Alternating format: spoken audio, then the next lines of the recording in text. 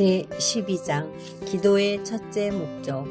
기도는 하나님과의 사귐입니다. 그것은 하나님과의 교제이며 관계 그리고 친밀함입니다. 기도는 대화입니다. 그것은 일방적인 독백이 아니라 쌍방 간의 대화입니다. 기도는 말하고 또 듣는 것입니다. 제가 기도하는 시간의 95%는 주님께 감사하고 주님을 사랑하고 찬양하며 그분을 누리며 주님과 함께 시간을 보냅니다. 특별한 것이나 극적인 것이 없습니다. 기도의 대부분은 단순히 하나님과 이야기하는 것입니다. 저도 한때는 마귀를 대적해 권세를 행사하고 영적 전쟁을 하고 묻고 풀며 그로 인해 기적이 일어나는 것도 보곤 했었습니다. 하지만 이 모든 것은 전체적으로 제 기도 생활의 작은 일부에 지나지 않습니다. 그런데 이런 것들이 마치 아주 중요한 것인 듯 얘기되고 있습니다. 기도는 하나님을 사랑하는 것이라는 저의 설교를 들은 사람들은 즉시 이런 반응이 보입니다. 뭐야, 너무 간단하잖아. 다른 것도 자주 해서 강력한 기도를 해야지. 그러나 저는 그런 의견에 전혀 동의하지 않습니다. 오늘날 기도에 관한 가르침의 대부분은 하나님께 어떻게 구해서 받아내느냐에 중점을 두고 있습니다. 모두가 기도 응답을 받아내는 것에 대한 이야기이고 정말로 영적인 사람의 경우도 다른 사람을 위한 응답을 어떻게 받아내느냐, 즉 중보 기도에 대한 것뿐입니다. 당신의 필요가 채워지도록 구하는 것이 맞긴 하지만 요한복음 16장 24절 그것은 기도 생활의 아주 작은 부분에 지나지 않아야 합니다. 당신의 기도가 거기에 집중되어 있습니까? 그래서 당신의 기도가 별 효과가 없는 것입니다. 구하고 받는 것은 기도의 목적 중 한 가지이지 절대 유일한 목적이 아닙니다. 하나님께서 당신의 필요를 채우기 원하시지만 하나님으로부터 뭔가를 받으려고 구하는 것이 당신의 기도 생활을 지배해서는 안 됩니다. 초자연적으로 더해짐. 만일 당신이 우선순위를 제대로 한다면, 즉 하나님을 사랑하고 경배하며 교제하는 것을 첫 번째 기도의 목적으로 삼는다면 머지않아 당신은 더 이상 필요한 것이 많지 않음을 발견하게 될 것입니다. 먼저 하나님의 나라를 구할 때 모든 것들이 그냥 초자연적으로 당신에게 더하여집니다. 그러므로 내가 너희에게 이르노니 목숨을 위하여 무엇을 먹을까 무엇을 마실까 몸을 위하여 무엇을 입을까 염려하지 말라. 목숨이 음식보다 중하지 아니하며 몸이 의복보다 중하지 아니하냐. 마태복음 6장 25절. 불신자들은 음식, 옷, 집 등을 추구하느라 완전히 정신이 사로잡혀 있습니다. 그러나 믿는 자들은 그렇게 살아서는 안 됩니다. 이런 육신적인 것들에 대해서는 하나님께서 당신의 필요를 충분히 알고 계십니다. 그래서 먼저 하나님의 나라와 그의 의를 구하라고 명령하신 것입니다. 당신이 그렇게 할 때 이 모든 것이 당신에게 더하여질 것입니다. 마태복음 6장 33절. 열정적으로 하나님을 사랑하면 당신이 자기를 스스로를 돌보는 것보다 하나님께서 더 잘 초자연적으로 당신을 돌보아 주십니다. 당신의 삶의 목적이 하나님을 사랑하는 것이 될 때 당신의 삶의 역사는 공급의 흐름에 긍정적으로 영향을 미치는 강력한 영적 힘을 풀어놓게 됩니다. 대부분의 사람들은 이 진리를 잘 이해하지 못합니다. 이 진리가 자신들이 경험하는 세계에서는 너무 생소한 말이기 때문입니다. 이 말은 당신이 가족이나 직업을 삶의 중심으로 삼고 하나님 사랑하는 것을 부수적인 것으로 삼는다든지 혹은 단지 하나님을 당신의 삶의 또 다른 하나의 가치 정도로 여기는 것을 말하는 게 아닙니다. 저는 하나님이 당신의 삶의 가장 중심이 되고 당신이 그분께 완전히 집중해야 한다는 말씀을 드리고 있는 것입니다. 보통의 그리스도인들에게 주님은 그들의 바쁜 생활에 그저 하나 더 첨가하는 정도에 불과합니다. 그들의 초점은 돈을 벌고 아이를 키우고 자기 집을 관리하고 의식주에 필요한 것들을 더 사고 기타 많은 세상적인 활동을 하는 데 있습니다. 그리고 덤으로 그들은 하나님을 자신들의 삶의 여러 가지 요소 중 하나로 첨가시키려 하지 하나님이 분명한 중심은 아닙니다. 재산을 늘려야 한다는 생각이 어깨를 누르고 있기 때문에 뼈 빠지게 일을 합니다. 매달 돈이 나가는 곳이 많아 그것을 막느라고 막중한 스트레스 가운데 있습니다. 그렇지만 하나님이 진정으로 당신의 삶의 중심이 되면 모든 일이 잘 돌아갑니다. 주님께서 초자연적으로 돌아가게 하십니다. 어떻게 돌아가는지 설명을 할 수는 없지만 그것이 하나님 나라의 원리입니다. 하나님께서 당신을 형통케 하실 때는 애쓰지 않아도 삶이 잘 돌아갑니다. 하지만 참으로 이런 하나님의 흐름 가운데 사는 그리스도인들을 거의 만나보지 못했습니다. 당신의 온 마음이 오직 하나님, 저는 하나님을 사랑합니다.가 될 때 하나님께는 일이 잘 돌아가게 하는 방법이 무수히 많다는 것을 알게 될 것입니다. 찬양은 관점을 변화시킨다. 사람들은 저에게 말합니다. 앤드류, 당신은 웬만해서 화를 잘 내지 않는 것 같아요. 일이 잘못되어도 당황하지 않으시네요. 사실입니다. 어제만 해도 새로 지을 우리 단체 건물에 대한 계약이 다시 수포로 돌아간 것 같았습니다. 그러나 저는 당황하지 않습니다. 왜냐하면 저는 하나님을 사랑하며 하나님께서 어떻게든 그것을 잘 해결해 주실 것을 알기 때문입니다. 그것은 단지 귀찮게 하고 방해하는 고통일 뿐입니다. 마귀가 할 수 있는 일이란 당신을 성나게 하는 것뿐이지 마귀는 어떤 것도 중단시킬 수 없습니다. 일이 잘 안 돌아간다는 얘기를 듣고 나서 뜬 눈으로 밤을 새며 천국을 침노해도 아무 소용이 없을 것을 알았기에 저는 바로 자버렸습니다. 그런 것 때문에 제 삶이 영향을 받을 수는 없는 일이니까요. 오늘 저는 일이 잘 풀렸다는 보고를 받았으며 우리는 다시 정상으로 돌아왔습니다. 당신이 하나님을 찬양함으로 그분을 삶의 첫 번째 자리에 둘 때 당신의 관점이 변화됩니다. 당신이 가지고 있는 염려들이 더 이상 문제가 되지 않습니다. 만 왕의 왕, 만주의 주님과 시간을 함께 보낼 때 그분의 태도가 당신의 태도가 됩니다. 당신이 생각하는 방식이 그분의 영향력으로 인해 전부 변화되는 것입니다. 심지어 다른 사람들에게는 몇 날, 몇 주, 심지어는 몇 년씩이나 기도하게 되는 문제가 당신에게는 전혀 문제가 되지 않습니다. 문제가 발생할 때 많은 사람들이 그 문제를 자신이 해결해야 한다고 생각합니다.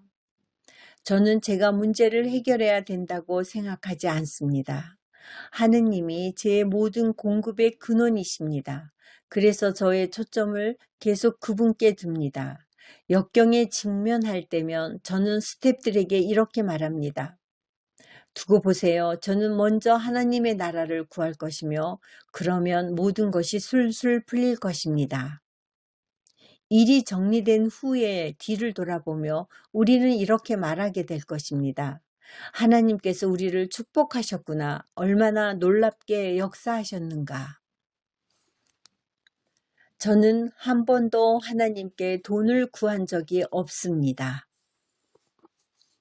만일 당신이 하나님을 가장 중요하게 여기고 하나님을 사랑한다면 하나님께 돈을 구하느라 많은 시간을 허비할 필요가 없을 것입니다. 초자연적인 하나님의 흐름이라는 것이 틀림없이 있습니다. 앤드류 워맥 미니스트리는 현재 2005년 여름 매달 필요한 액수만 월 72만 달러, 대략 7억 6천만 원입니다. 하루에 2만 4천 달러, 대략 2,500만 원 꼴입니다. 1시간당 1,000달러가 듭니다. 그것도 오래 가지 못할 것입니다. 주님께서 저에게 머지않아 한 달에 100만 달러까지 필요하게 될 것이라 하셨습니다. 시간당 1,400달러가 드는 격입니다. 그러나 저는 수십 년간 주님께 돈을 구한 적이 없습니다. 저는 절대 하나님께 돈을 구하지 않습니다. 수입을 늘려달라고 하나님께 기도하지도 않습니다. 다만 이렇게 말합니다. 하나님, 돈이 더 필요한 것을 보니 제 포부가 너무 작았나 봐요. 더 큰 비전을 가져야겠어요. 그런 다음 저는 하나님께서 저의 필요를 채우신다고 약속하신 말씀들을 묵상하지 하나님께 돈을 더 달라고 기도하거나 하나님을 밀고 당기며 조르고 애걸하지 않습니다. 우리 단체가 재정적인 한계에 부딪히게 되면 저는 아무것도 육신적으로 하지 않겠다고 다짐을 합니다. 일단 하나님께서 저에게 하라고 하신 일을 제가 하고 있다는 확신이 들면 저는 하느님이 공급의 근원이시라는 제 자신을 격려하기 시작합니다. 저는 제 자신에게 하나님은 신실하신 분이야 라고 말합니다. 저는 성경 구절을 사용하여 제 자신에게 설교를 하기도 하지만 하나님께 돈을 구하지는 않습니다. 이렇게 하는 것이 당신에게는 이상하게 보일지도 모르지만 하나님의 말씀은 이렇게 말합니다. 먼저 하나님의 나라를 구하라. 그리하면 이 모든 것을 너희에게 더하시리라. 저는 주님께 한 푼도 구하지 않고 수십 년을 지내왔습니다. 하지만 하나님은 우리 단체를 이전보다 더 많이 축복하고 계십니다. 제가 구하고 애걸하는 것보다 훨씬 더 잘 돌아가고 있습니다. 기도할 때 저는 단지 이렇게 말합니다. 아버지, 저는 아버지를 사랑합니다. 당신이 제 삶의 중심입니다. 만일 당신이 정말로 하나님을 경배하고 하나님과 교제한다면 하나님께서 당신에게 필요한 모든 것을 초자연적으로 더하여 주실 것입니다. 당신은 가난을 결박하고 그 밖의 모든 것들을 결박하는 방법을 구태여 알 필요가 없을 것입니다. 왜냐하면 당신이 그동안 애를 써서 이루어냈던 것보다 저절로 이루어지는 일이 전보다 훨씬 더 좋은 결과를 가져다 줄 것이기 때문입니다. 복을 받는가 아니면 스트레스를 받는가? 당신이 계속 하나님의 임재 안에 있으면서 하나님을 사랑하고 경배한다면 스트레스가 당신 삶에 들어오지 못할 것입니다.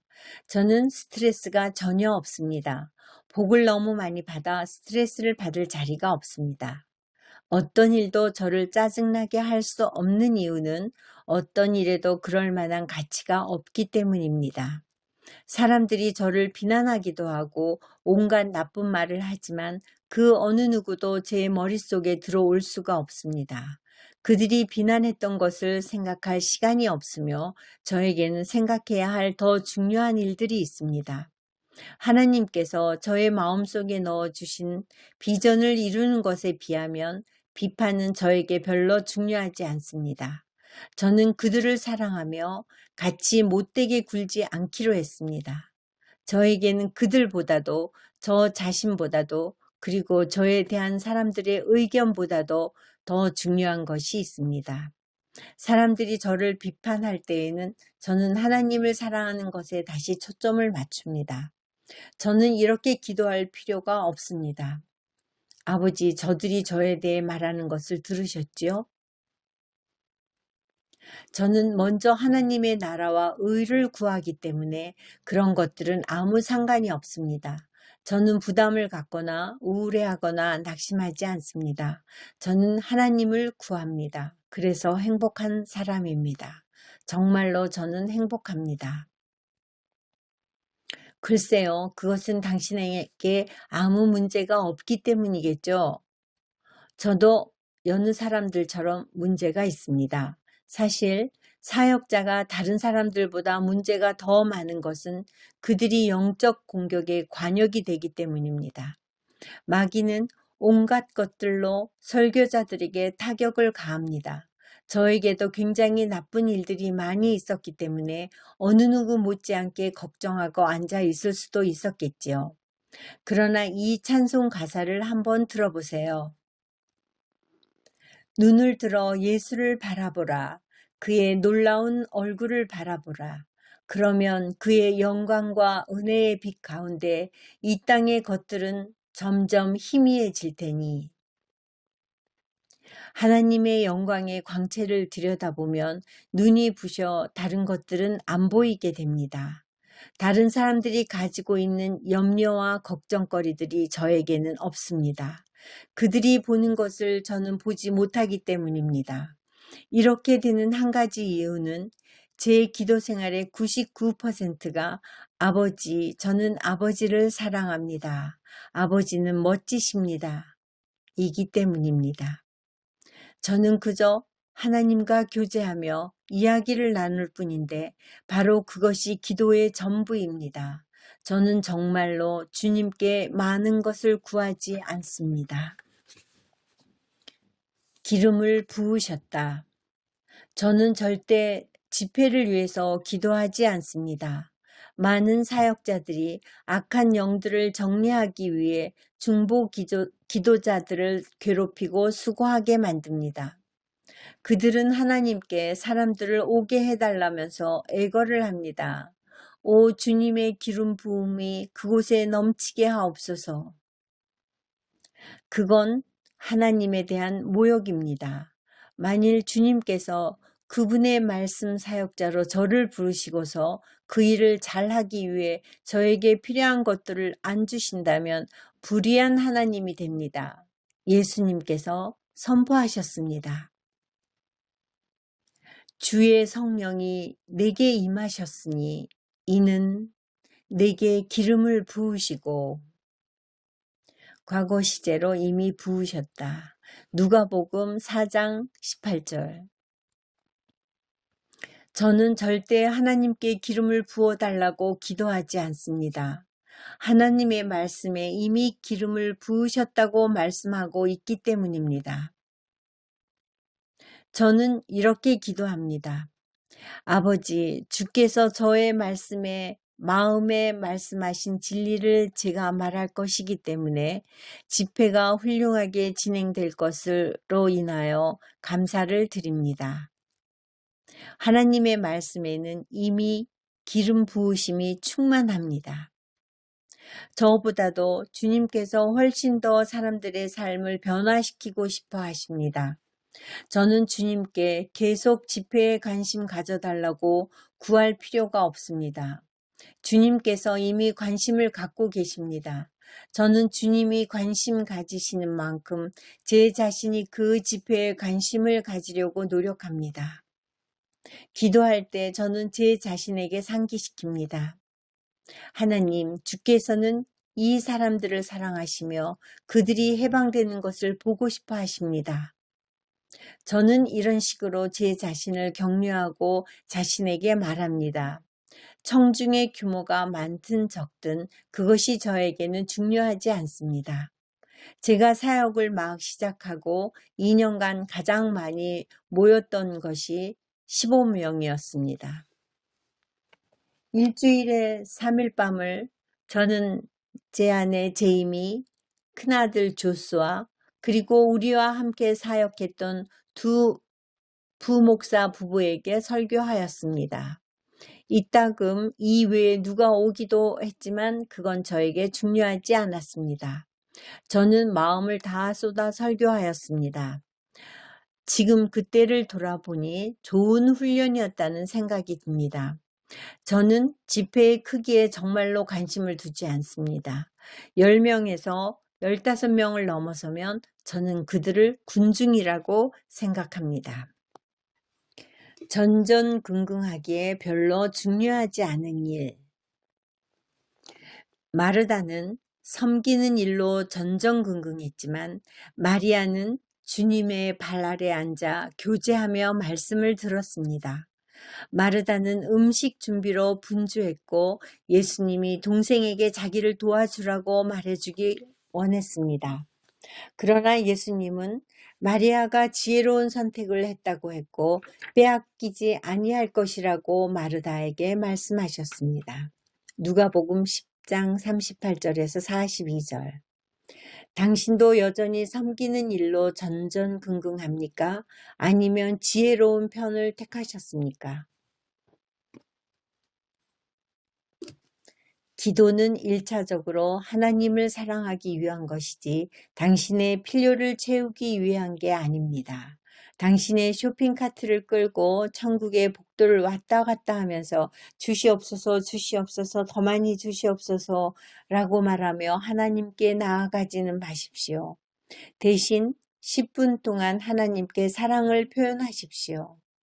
그러면 내 문제가 뭐였더라? 하며 이상하다고 생각할 것입니다.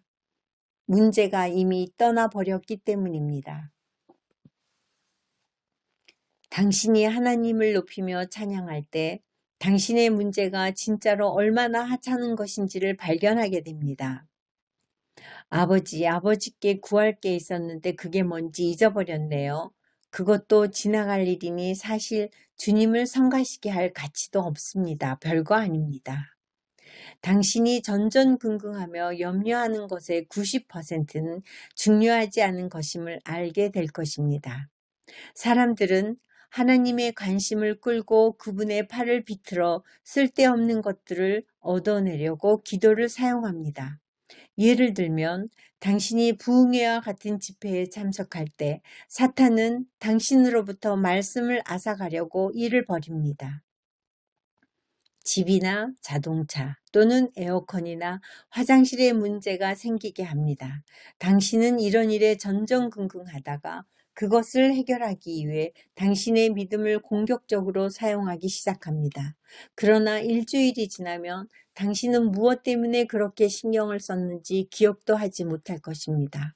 만일 당신이 일기를 쓴다면 1년 후에 돌아볼 때 이렇게 생각할 것입니다. 별것도 아닌 일이었군. 그런데 하나님께 그것 좀 도와달라고 1시간이나 기도하고 매달렸단 말인가? 우리는 철없고 미성숙한 모습으로 하나님께 나갑니다.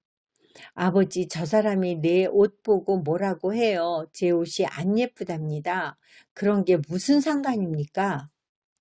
나는 몸이 지쳐서 꼼짝 못하겠어요. 하나님께서 치유하시기 전에는 한 발자국도 못 가겠어요. 당신의 몸도 그냥 질그릇일 뿐입니다. 극복하세요. 그렇다면 하나님은 이런 것들에 관심이 없으십니까?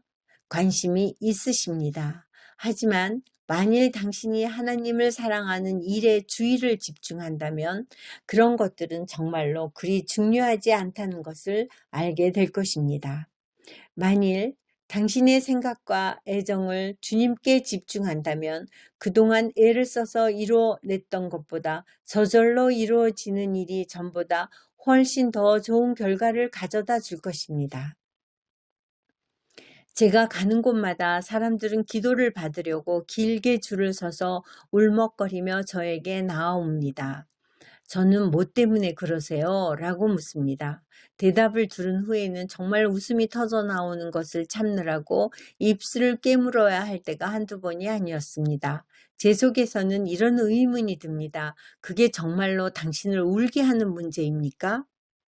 저에게는 그보다 더 나쁜 일이 일어났었는데 그날이 다른 날에 비해서 비교적 좋은 날이었습니다. 하나님을 사랑하기. 당신이 하나님의 임재 안에 들어가 하나님을 사랑하고 경배하는 것을 기도의 주된 목적으로 삼을 때 당신의 삶은 안정될 것입니다. 완전히 새로운 관점을 갖게 될 것입니다.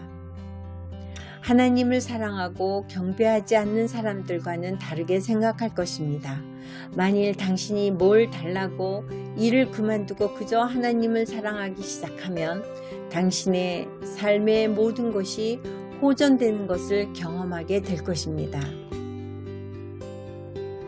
물론 주님께서 구하라 그러면 받으리라 라고 분명히 말씀하셨습니다. 하지만 그것은 기도의 전부가 아닙니다. 기도는 단순히 하느님을 사랑하는 것입니다. 아버지는 좋으신 하느님이십니다. 저는 주님을 경배합니다. 아버지는 멋지십니다. 풍성하게 넘치는 찬양과 감사로 하나님의 임재 안으로 들어가십시오. 찬송과 경배 또한 기도의 큰 부분이 되어야 합니다. 그런데 대부분의 사람들은 하나님께 찬송과 감사를 너무 짧게 하고 맙니다. 그들의 기도는 취하고 받는 것으로 가득합니다.